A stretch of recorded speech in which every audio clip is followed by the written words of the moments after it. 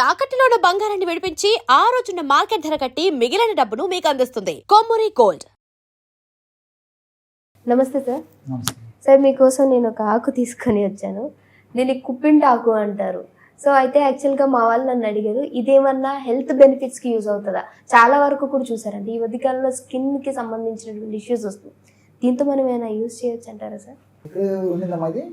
Sir road పై చాలా ఆకులు దొరుకుతా ఉంటాయి, ఇవి విన్నాను నేను యాక్చువల్గా. ఎక్కడ పడితే ఇక్కడ దొరుకుతుందమ్మా. అవును సార్. సంవత్సరం అంతా మనకి మొక్క దొరుకుతుంది. పిచ్చి మొక్క అనుకుంటూ ఉంటారు. పిచ్చి మొక్క అనుకుంటారు కానీ ఔషధ గుణాలు సుసంపన్నంగా ఉన్నటువంటి ఔషధ మొక్క చాలా మంది తెలియదు. వర్షాకాలంలో మరీ ఎక్కువ దొరుకుతుంది. ఎక్కడ పడితే బయలు ప్రదేశం కనిపించిందంటే నేనున్నాను, నా మీ ఆరోగ్య పరిరక్షణ కోసం నన్ను సద్వినియోగం చేసుకోండి అని చెప్పేసి పలకరిస్తుంటుందమ్మా. దీన్నే ఒక్కొక్క ప్రాంతంలో ఒక పేరుతో పిలుస్తుంటారు. పిప్పింటాకు అని చెప్పేసి కొన్ని ప్రాంతాల్లో, కుప్పింటాకు అని చెప్పేసి కొన్ని ప్రాంతాల్లో, మూర్కొండాకు అని చెప్పేసి కొన్ని ప్రాంతాల్లో, మార్కొండి కాక అని చెప్పేసి కొన్ని ప్రాంతాల్లో, ఇలా ఒక్కొక్క ప్రాంతంలో ఒక పేరుతో పిలుస్తుంటారు అమ్మా. సంస్కృతంలో హరిత మంజరి అని చెప్పేసి అంటారు. హరిత మంజరి అకాలిఫా ఇండికా అనేటువంటి శాస్త్రీయనామం ఇది కలిగి ఉంది. ఇఫర్బియస్ అనేటువంటి వృక్ష కుటుంబంలో దీన్ని చేర్చడం జరిగిందమ్మా. నిజంగా చెప్పాలంటే ఔషధ గుణాలు పోకోలలో మా దీంట్లో చెప్తూ పోతూ ఉంటే ఎన్ని రకాల ఔషధ గుణాలు ప్రకృతి ఇందులో నిక్షిప్తీకరించి మనకు ప్రసాదించిందని చెప్పేసి ఆశ్చర్యం వేస్తుంది అనమాట. అంటే పైసా ఖర్చు కాకుండా అతి తక్కువ ఖర్చుతో మెండైనటువంటి ఆరోగ్యాన్ని ఇతర అనేక రకాల జబ్బుల నుంచి మనం ఎట్టు పొందవచ్చో మనం ఈ మొక్క మీద అవగాహన కలిగి ఉంటే ఆ విధంగా మనం పొందవచ్చు అనమాట. ఎలాగంటే చర్మ వ్యాధులకి రామబాణంలా పనిచేస్తుంది. చర్మ వ్యాధులకి రామబాణం అంటే అనేక రకాల చర్మ వ్యాధులు, గజ్జి, తామర, దురద, అదేవిధంగా ఈ సోరియాసిస్, అదే కొంతమందికి లైకెన్ ప్లానస్ అని చెప్పేసి అదొక రకమైన చర్మ వ్యాధి. ఇలాంటి వివిధ రకాలైన చర్మ వ్యాధుల్లో ఇది పెట్టింది పేరు. కాబట్టి ఇది సర్వసాధారణంగా ఈజీగా గుర్తుపట్టవచ్చు. దీనికి కనుక్కోవడం పెద్ద ఇబ్బంది కాదు. ఆకులు ఇంచుమించు వృత్తాకారంలో ఉంటాయి. ఎవరిని అడిగి చెప్తారండి, ఎక్కడంటే అక్కడ దొరుకుతుంది. వృత్తాకారంలో ఇలాంటి ఆకులు ఉంటాయి. పొడవైనటువంటి పత్ర వృత్తం కలిగి ఉంటుంది. చాలా ఈజీగా గుర్తుపట్టవచ్చు అన్నమాట. ఇలా ఈ పద్ధతిలో కాడ ఉంటుంది, ఈజీ గుర్తుపట్టవచ్చు అండి, ప్రాబ్లం ఉండదు.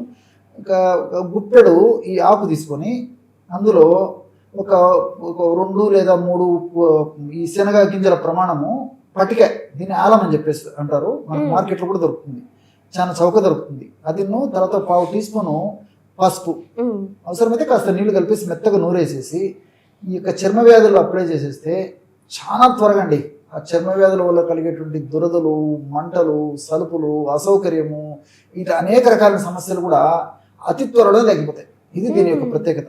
అంతేకాకుండా ఈ తేళ్ళు కుడుతుంటాయి, కందిరీగలు కుడుతుంటాయి, తర్వాత కొన్ని కీటకాలు కొరుకుతుంటాయి.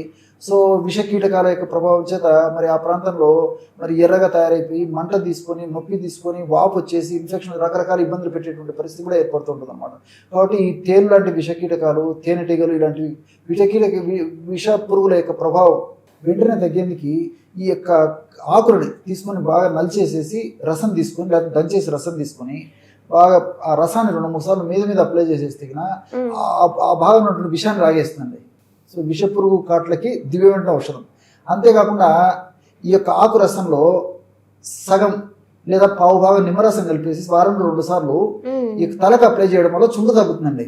చుండుతో కూడా చాలా మంది బాధపడుతుంటారు. కాబట్టి నిమ్మరసం ఎక్కువ వాడకూడదు. 1/4 భాగం, ఒక భాగం ఇదైతే 1/4 భాగం, మరీ అవసరమైతే కొంచెం ఎక్కువ వేసుకొచ్చుకొని ఎక్కువ వాడకూడదు. ఈ విధంగా నేను చెప్పినట్టు పద్ధతిలో కలిపి తలకు పూసుకోవడం వల్ల ఈ యొక్క సమస్య తగ్గిపోతుంది. అంతేకాకుండా ఈ యొక్క ఔషధాన్ని ఒక 7 నుంచి 10 ఆకులు తీసుకొని ఒక 200 ml వాటర్లో వేసేసి 100 ml నీళ్లు మాత్రం మీరిట్లు మరిగించేసేసి, ఆ విధంగా మరిగిన తర్వాత అందులో 1/4 టీ స్పూన్ పసుపు పొడి వేసేసి దించేసేసి గోరువెచ్చగా ఉన్నప్పుడు వడగట్టేసేసి ఆ యొక్క లిక్విడ్ తాగుతుంటే ఈ కీళ్ళ నొప్పులు, కండరాల నొప్పులు, వాత నొప్పులు ఇవన్నీ కూడా తగ్గిపోతాయి. ఎన్నో ఔషధ గుణాలు చాలా ఉన్నాయండి.